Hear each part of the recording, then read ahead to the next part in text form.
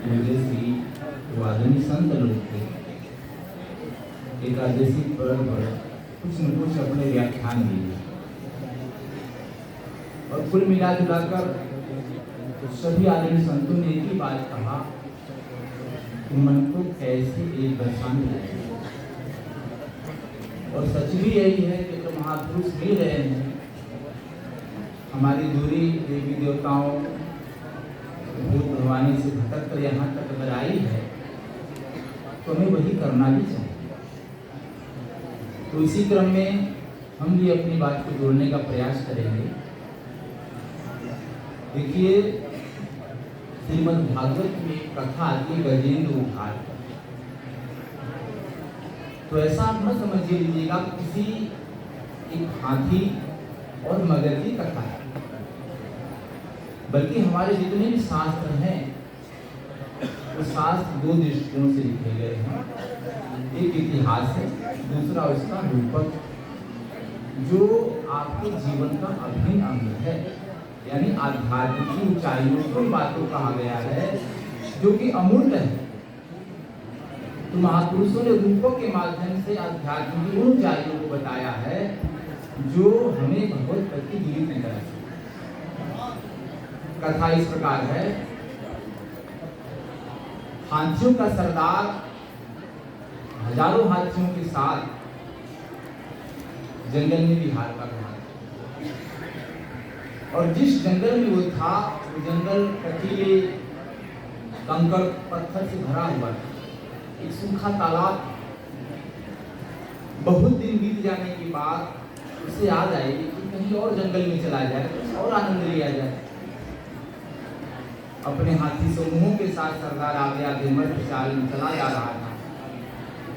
बहुत दिन चलने के बाद उसे ऐसा तालाब दिखाई पड़ा, यानी ताम्र पत्र के जैसा एक तालाब स्वच्छ साफ, उसकी सीढ़ियां जो थी ताम्र पत्र से जड़ी हुई थी, शीतल सुगंध जल था, और जो वन थे कटीले उसमें कुछ अलग ढंग के, यानी कटीले थे लेकिन कुछ इसमें हरियाली थी।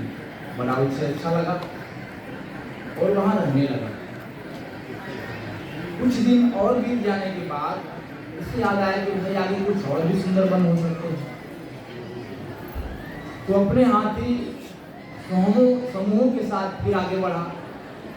जब आगे गया तो वहां बहुत दिन चलने के बाद उसे एक ऐसा सरोवर दिखाई पड़ा जो चांदी के पत्थरों से जड़ा हुआ था, स्वच्छ साफ जल था और हरियाली और भी ज्यादा थी।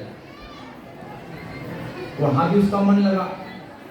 कुछ दिन बीत जाने के बाद उसे याद आया कि भाई हमने यात्रा पहले से की तो कुछ हमें सुखदायी सफर मिला, कुछ अच्छे सरोवर मिले, सुंदर वन मिला, हरियाली मिली, तो आगे कुछ और हो सकता है। जब आगे बढ़ा तो एक बहुत सुंदर सरोवर, बहुत बड़ा, जिसमें अथाह जल था और सोने हीरे पन्ने से उसकी सीढ़ियां जड़ी हुई थी, निर्मल जल था, स्वच्छ साफ। बाहर से जैसे स्वच्छ साफ जल में आप देखें नीचे की रेत दिख जाती है, सुगंध वायु चल रही थी, बहुत हरियाली वहां थी। उसे बहुत अच्छा लगा।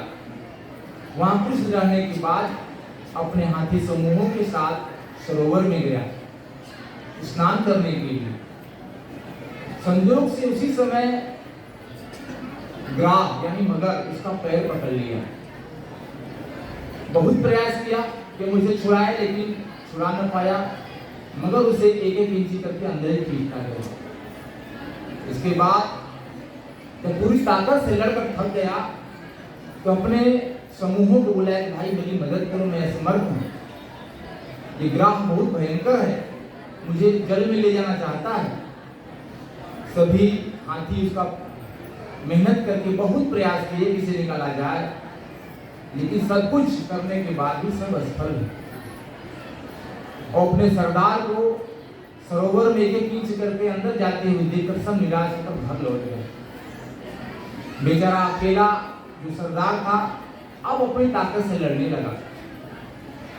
जब अंतिम स्थिति आई कि नाक कान डूबन लागे, तब भगवान को पुकारा। जब उसकी सारी ताकत सारे मित्र चले गए, सारी ताकत थक गई, तब जाकर भगवान को याद किया। भगवान विष्णु गरुड़ पर सवार होकर आते हैं, अपने चक्र से उसका गला काटते हैं और उस गजेंद्र का, हाथी के सरदार का उद्धार करते हैं। कथानक तो बड़ा सरल है, बहुत छोटा है, लेकिन इसमें आपके जीवन की महत्वपूर्ण घटना छिपी हुई है। जैसे अभी आदिम संतों ने अपने व्याख्यान में यही बताया कि मन को कैसे दशा किया जाए।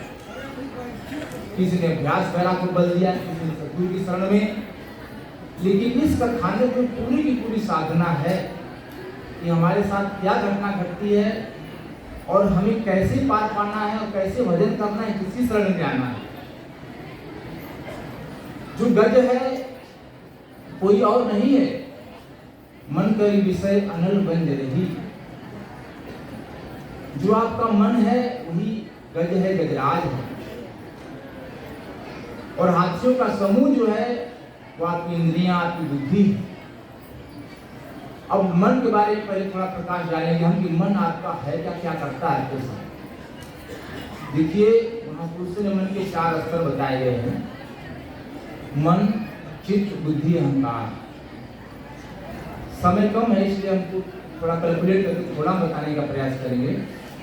मन जैसे कोई भी संकल्प आपको आता है कि प्रॉपर्टी डीलर का काम करेंगे, धन कमाएंगे, बिल्डर काम करेंगे, नौकरी के बिजनेस करेंगे, तो पहले मन में संकल्प आपके आता है। फिर क्या होता है, इस पर चिंतन करता है कि ये काम करें कि वो काम करें, किसमें फायदा है, ये चिंतन है।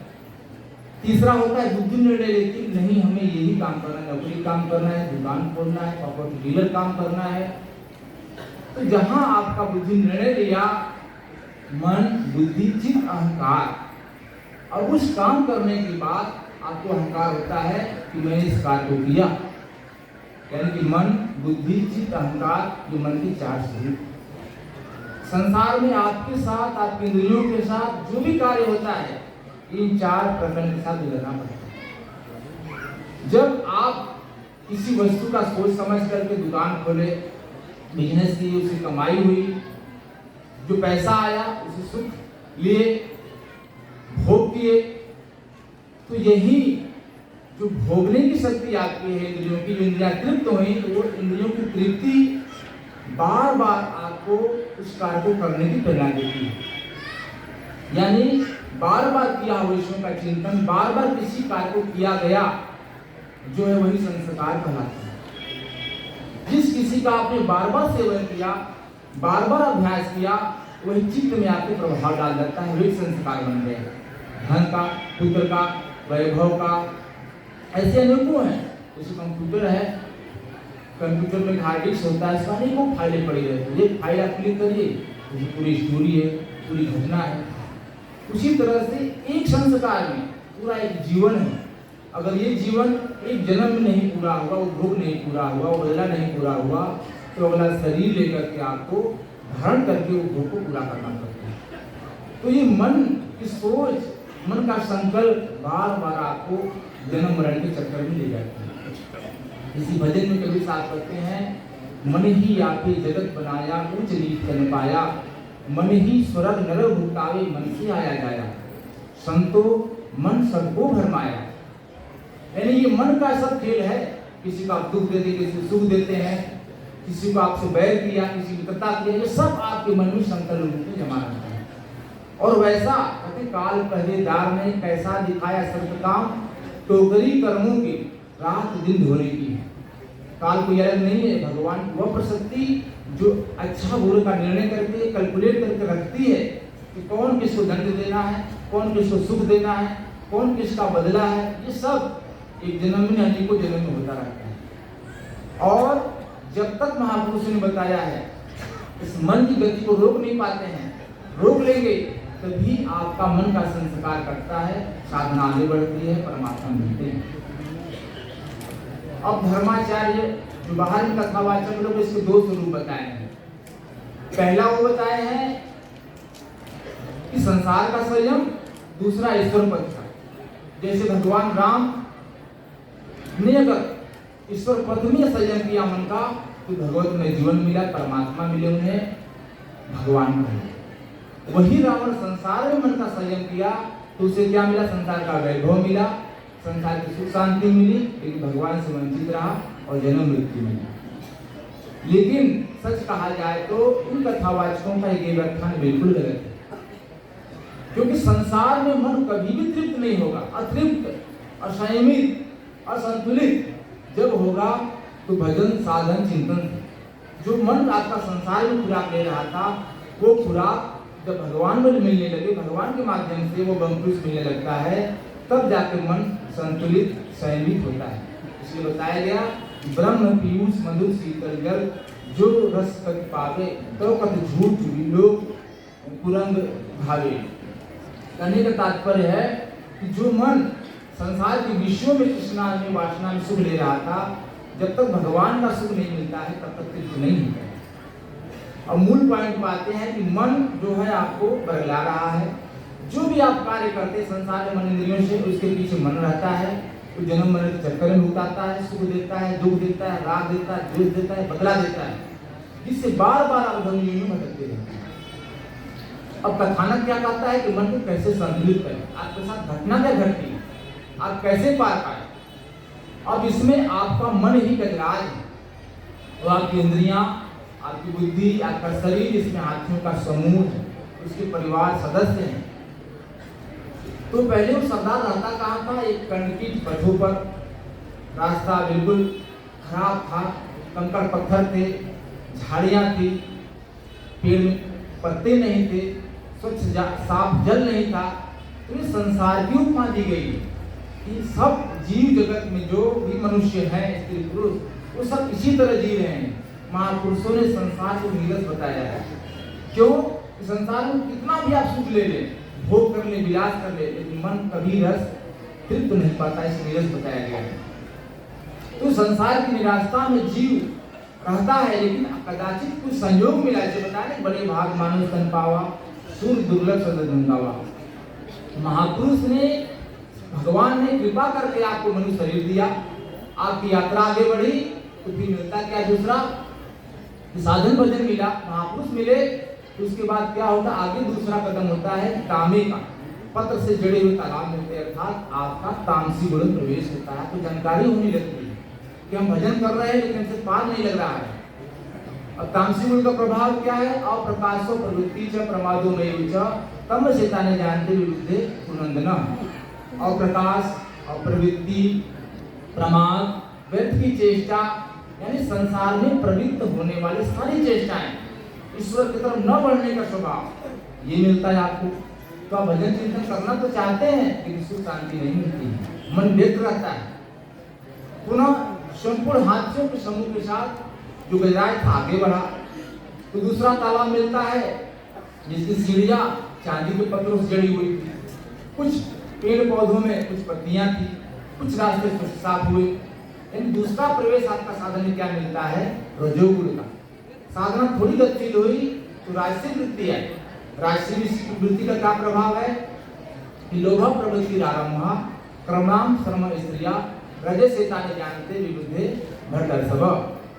कि हे अर्जुन, रजोगुण की विशेष वृद्धि होने पर लोभ, अशांति, कर्मों में प्रवृत्त होने की चेष्टा, विषय भोग की लालसा, यानी कि भजन चिंतन करना चाहते हैं, भजन चिंतन की प्रवृत्ति भी रहती है, लेकिन संसार का सुख का भान भी रहता है, इन संसार के सुख भी लेना चाहते हैं, दुविधा रहती है।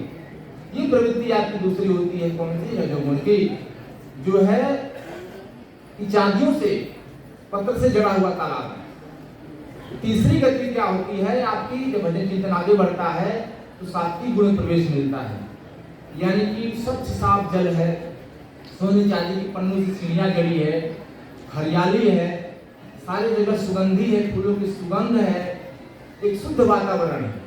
कहने का तात्पर्य कि भजन चिंतन की प्रवृत्ति आपके अंदर आ गई और मन आपका लगने लगता है। कुछ सतोगुण के बारे में बताते हैं भगवान कृष्ण कि सर्वद्वारेषु देहिन अस्मिन् प्रकाशोज्जायते ज्ञानम यदा तदा विद्यादि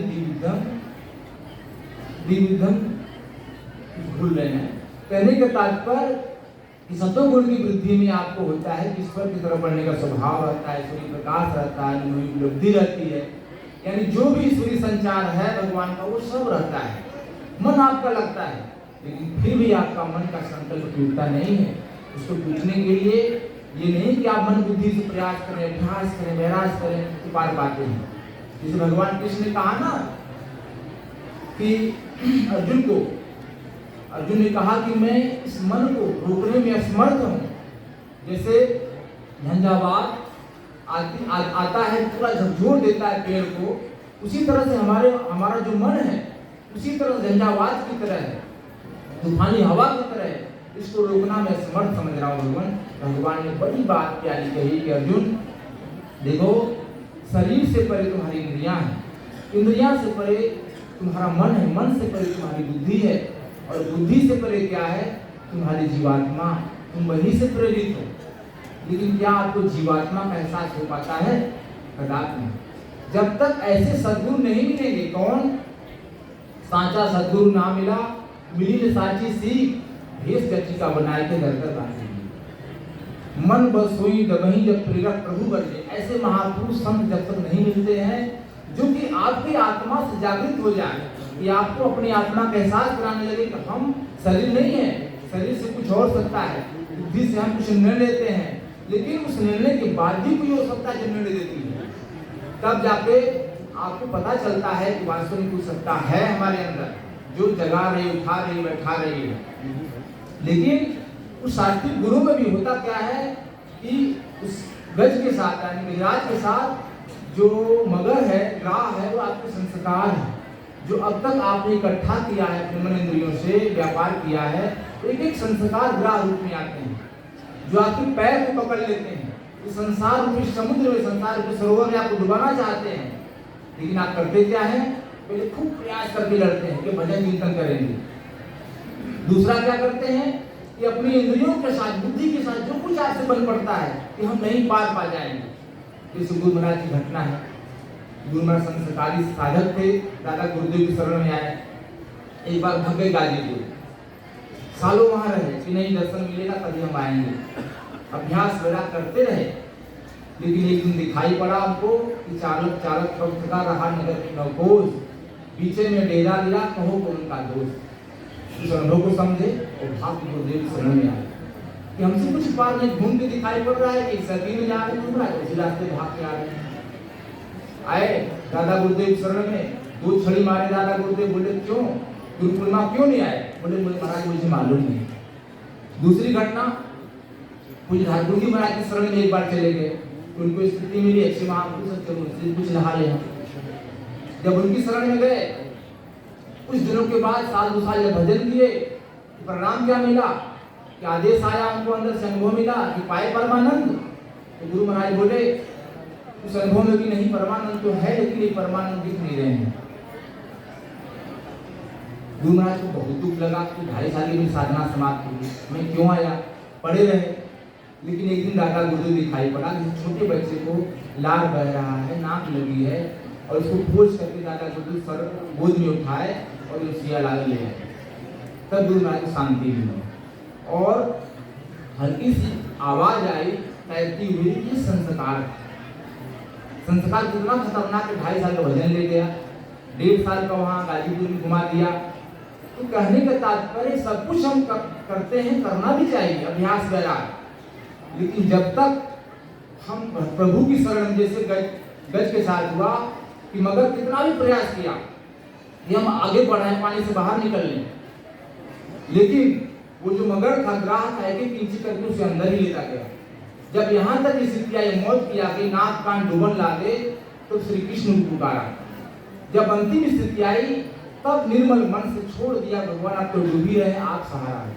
कहने का तात्पर्य जो अभ्यास वैराग हम कहते हैं, कहने की चीज है, बुद्धि का रास्ता है। जब तक हम समर्पित नहीं होंगे गुरु महाराज की शरण में कि तेरा तुझको सौंपिया क्या लागत है मोर, यानी अपने मन को ढूंढ ले सतगुरु की आगे, तब पूरा संग्राम है।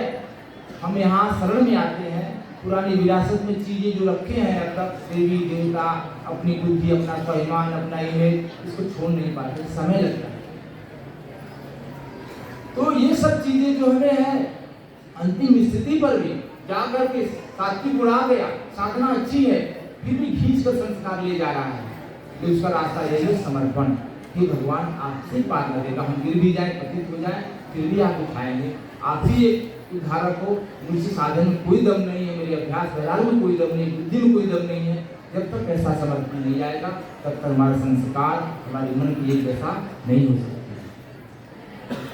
और वो महापुरुष क्या चीज है, उसमें एक कहानी बताने का प्रयास करूंगा कि अरब में एक बहुत अच्छे महात्मा हुए, उनका नाम अमर अब्दुल्ला।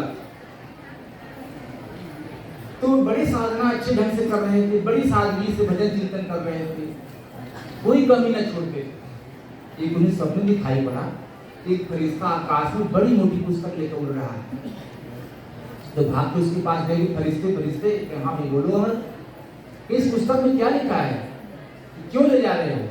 कहे भाई देखो, इस पुस्तक में उन संतों के नाम है जो परमात्मा की इबादत करते हैं बड़े लगन के साथ। सोचो कि हम भी इबादत करते हैं, हमारा नाम होगा, क्या दिखाओगे? हाँ देख लो भाई। पूरी पुस्तक पलटना है, उनका नाम नहीं था। बड़े उन्हें निराशा हुई। कुछ दिनों के बाद फिर सादगी के साथ तल्लीनता भजन चिंतन लगे रहे। फिर वही स्वप्न दूसरा आया, वही फरिश्ता पतली 4 पन्नों की किताब लेकर उड़ रहा था। फिर उनके पास गए, भाई दिखाओ इसमें क्या है? हाँ जरूर देख लो। तो कहे कि जानना नहीं चाहोगे इस किताब में किसका नाम है? क्या हाँ बताओ। इस पुस्तक में 4 पन्ने उन लोगों का नाम है इसकी खुदा, इसका परमात्मा ही इबादत करता है, यानी भजन करता है। उसमें देखा उन्होंने पन्ना खोलकर पहले अक्षरों में पहले पेज पर पहला उनका नाम है। तो कहने का मतलब जो फकीर है, संत है, सदगुरु है, हम उनकी इबादत करते हैं। लेकिन सच कहा जाए तो परमात्मा उनकी इबादत करता है। अगर वो महापुरुष चाल है, आपके कर्म में भजन नहीं है, पुत्र नहीं है, संस्कार नहीं है, वो बना डालते हैं। उनको प्रतिभा है, भगवान उनको सजा कर भेजा है, उनकी इच्छा परमात्मा की इच्छा होती है। इसलिए एक साधे सब सधे, सब साधे सब जाए। ऐसे सदगुरु महापुरुष मिले हैं, उनकी शरण में समर्पण के साथ लगे, हमारे कल्याण में परम कल्याण है। बोलिए श्री सद्गुरुदेव भगवान की, बोलिए श्री सद्गुरुदेव भगवान की जय। अभी आप लोग श्री गोविंदानंद जी महाराज के द्वारा सुने कि वास्तव में गजेंद्र का उद्धार क्या है। हमारे संत जी बताए कि संस्कारों को कैसे काटा जाए। समर्पण ये परमात्मा के प्रति, अपने आराध्य के प्रति, अपने गुरुदेव भगवान के प्रति समर्पण कैसे हो, इसी विषय में सुने कि जब गुरुदेव भगवान के प्रति जब हमारी आस्था बढ़ती जाएगी, श्रद्धा समर्पण बढ़ता जाएगा। कैसे बढ़ेगा? जब प्रार्थनाएं होंगी, जब उनके प्रति नम्रता होगी, विनम्रता होगी, प्रार्थना करते जाएंगे तो धीरे धीरे समर्पण बढ़ता जाएगा। और जब मन क्रम वचन से समर्पण हो ही जाएगा तो गुरु महाराज की कृपा स्वतः मिलने लगती है। यही हमारे संत जी बताए कि समर्पण कैसे होगा। अब सत्संग के अगले क्रम में आश्रम के पूज्य संत श्री वरिष्ठानंद जी महाराज अर्थात श्री बच्चा महाराज जी विराजमान है। आप अपना आशीर्वचन हम सबको प्रदान करें। श्री वरिष्ठानंद जी महाराज। बोलिए श्री सद्गुरुदेव भगवान